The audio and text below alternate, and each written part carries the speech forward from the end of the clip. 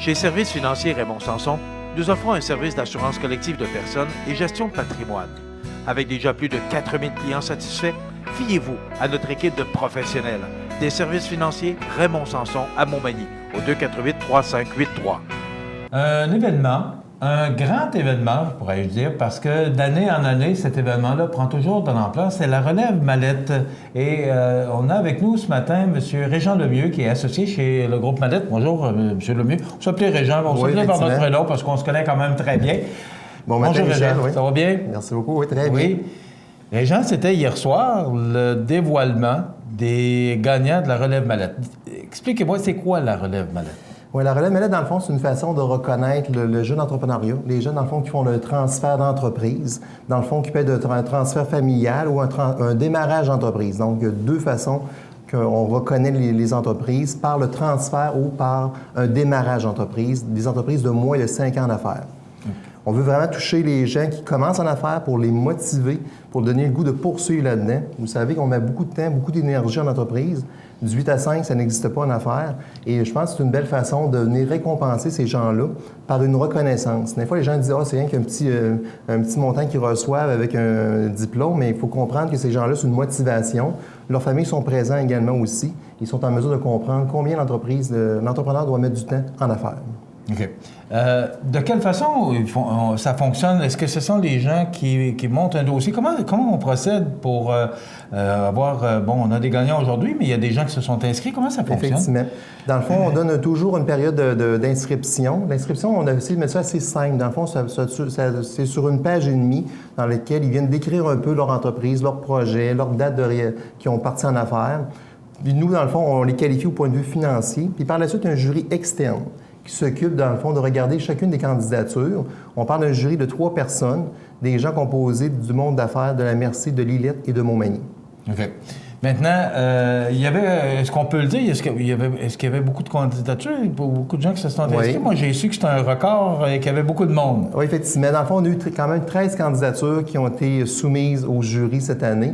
Une quinzaine au total, donc deux qui n'ont pas été retenues, mais une treizaine qui ont été soumis au jury, donc une grosse période vraiment de débat là-dessus. Et il y en a 7 qui se sont démarqués pour le jury.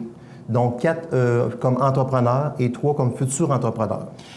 Il faut vouloir faire ça parce que c'est de l'ouvrage. Il faut d'abord recevoir les candidatures. On voit des images. Là. Hier, ça se passait chez Fréchette Forte, le concessionnaire. C'est de l'ouvrage, monter ça, c'est de recevoir toutes les candidatures, les analyser, après ça, d'aller les rencontrer parce qu'il y a une rencontre qui est faite avec les finalistes. Oui, effectivement. Dans le fond, il faut comprendre qu'il y a beaucoup d'ouvrages reliés à une organisation de tels concours. C'est sûr qu'à toutes les fois qu'on finit le concours, on se dit probablement c'est la dernière année qu'on met le temps et l'énergie pour réaliser ce concours-là, mais quand on se promène dans la foule après l'événement puis on a les commentaires des gens, je pense qu'il y a une motivation déjà de vouloir repartir le concours pour l'an prochain. L'an prochain, on vise déjà le territoire de la Mercier de Lillette parce qu'on alterne entre Montmagny et Lillette. Parce qu'on veut vraiment favoriser les deux territoires. Pour la présentation de l'événement. Pour la présentation de l'événement. C'était chez Ubertech Médical. Là. Effectivement, oui.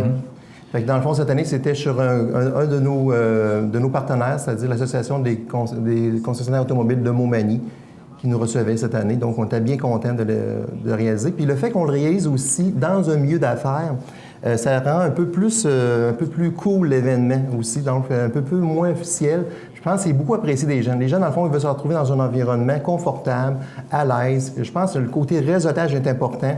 Hier, je regardais un peu les gens faire un peu le réseautage entre eux. C'est le fun de voir le maillage qui peut se faire entre les entrepreneurs. Il faut comprendre que la meilleure personne pour comprendre un entrepreneur, c'est un autre entrepreneur. Oui, c'est vrai. Fait qu'on voit beaucoup des liens qui se tissent dans cette soirée-là. Là. Mais c'est une belle soirée de rencontre entre gens d'affaires aussi. Je pense que c'est un peu le but de l'événement visé oui, aussi. Oui, c'est ça, effectivement, parce qu'on se rend compte que les jeunes qui partent en affaires, on vient un peu comme émitouffer pendant un certain temps parce qu'on met tellement d'énergie dans l'entreprise. Les gens travaillent des heures énormes. À un moment donné, on ne les voit plus sur le terrain. Et le fait de créer cet événement-là relie davantage aux jeunes. Quand on dit aux jeunes, c'est les jeunes entreprises, pas nécessairement en termes d'âge. Là. Donc, on peut avoir 50 ans et 60 ans puis partir en affaires, mais c'est une jeune entreprise. Donc, ça permet aux gens de se côtoyer, de voir un peu les problématiques qu'ils ont vécues, chacun de leur côté. Puis moi, je trouve que c'est une belle façon de faire un beau développement économique sur le territoire. J'étais content aussi, hier, il y avait des gens de municipal qui étaient là également aussi, puis je trouve que c'est une façon d'appuyer ces entreprises-là du territoire. Bien, ce sont des moteurs économiques aussi, ce sont des créateurs d'emplois. Parlons des gagnants. Parlez-nous un peu des gagnants et des catégories. Oui, dans le fond, on avait 2 catégories. La première catégorie, si on parle des entrepreneurs, on a eu 4 gagnants du côté des entrepreneurs. Le premier était M. Mario Théberge de Garage Service Mario Tech. Une entreprise de transfert de relève. Tout le monde connaît André Corriveau, 60 ans d'existence et plus. Et Mario a décidé de reprendre l'entreprise de André Corriveau. Donc, un bel transfert de relève. Beau succès aussi. Beau succès. M. Corriveau est dans la salle, puis moi, je regarde tout le temps M. Corriveau voir un peu le lien. Il faut comprendre, c'est pour un entrepreneur de céder son entreprise à un nouveau preneur, c'est un bébé qu'ils ont monté à l'époque. Fait que c'est vraiment... Il y a beaucoup d'émotions là-dedans qu'on a vécu hier. Puis je pense que Mario Théberge a rendu un bel hommage à André Corriveau là, en lien à son transfert d'entreprise. Bien, c'est le père qui avait parti ça, Jules Corriveau. Effectivement, oui. Et après ça, c'est André qui a pris la relève. Alors, André, dans le fond, il était rendu à la période, n'ayant pas d'enfant, donc il était rendu à la période de transfération d'une personne externe. Et il y avait un mariage qui s'avait fait un peu dans les 2 entreprises auparavant, donc une connaissance. Je pense que c'est un transfert qui se fait bien. André continue à poursuivre également à travailler au sein de l'entreprise.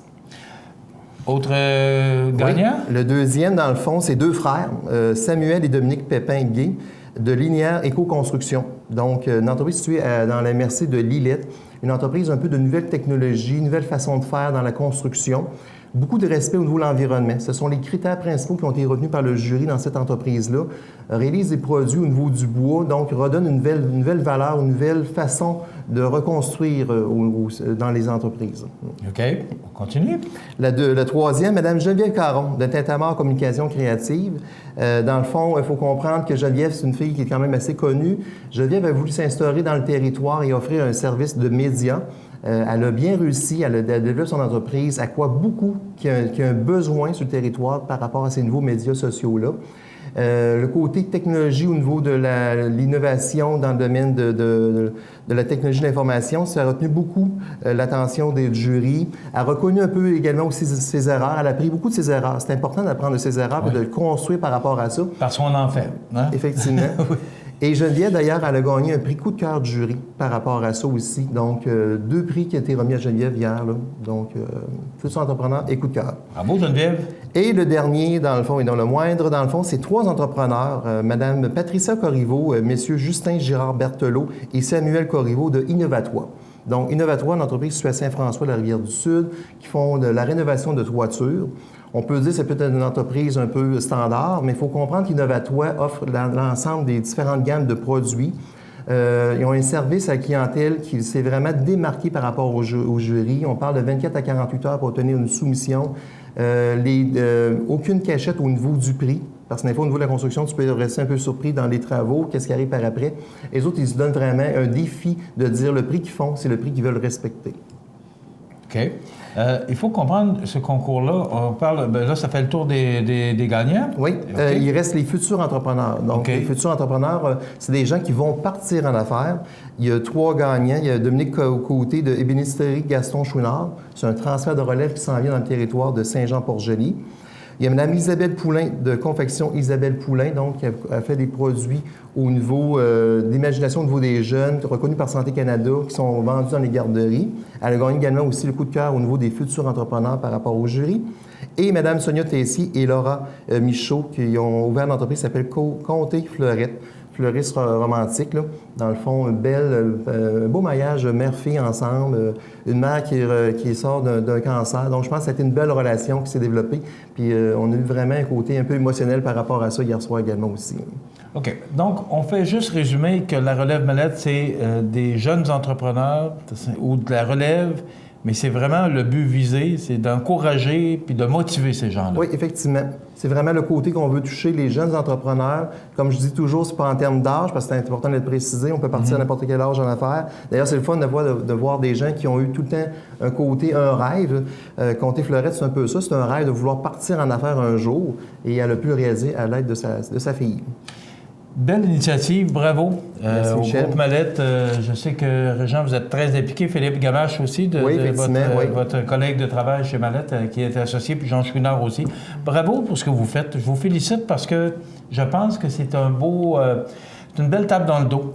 Oui. Je pense que c'est le terme qu'on peut prendre pour ces jeunes entrepreneurs-là et c'est pas toujours facile, le monde des affaires. Vous êtes comptable, donc vous le savez. Oui, on en voit passer beaucoup de dossiers, puis on sait que l'énergie que ça demande. Donc. Puis, dans le fond, il faut comprendre que le côté entrepreneuriat, on veut en faire... c'est une façon de vivre en entrepreneuriat. Et notre objectif, c'est de démontrer aux jeunes que ça existe. Puis moi, qu'est-ce que je suis fier là-dedans, c'est qu'on voit vraiment des belles entreprises arriver sur le territoire, beaucoup de transferts de relève. Donc, on a une problématique qui existe au Québec. Puis nous, je pense, par ce concours-là, on démontre un peu la possibilité de réaliser des choses sur le territoire pour l'avenir des MRC de Montmagny-Lillette. Et ça bouge à Montmagny actuellement, justement. Il y a beaucoup de jeunes entrepreneurs qui embarquent, alors ça va assurer la relève. Alors, bravo, je comprends, et vous le dites devant la télévision, qu'il y aura une 9e édition. Effectivement, et ce sera dans la MRC de Lillette. Il ne pourra pas arrêter ça cette année, il l'a dit à la télévision. C'est plus dur un peu, oui, effectivement. Donc, une 9e édition pour l'année prochaine? Oui, c'est sûr, et ça va être dans la MRC de Lillette. Et dans le fond, on vous promet une belle surprise, allez voir ça, ça va apparaître ça bientôt. Là. Merci beaucoup, Régent Lemieux, qui est associé chez Mallette, et bravo. Félicitations pour ce concours La Relève Mallette qui avait lieu hier soir.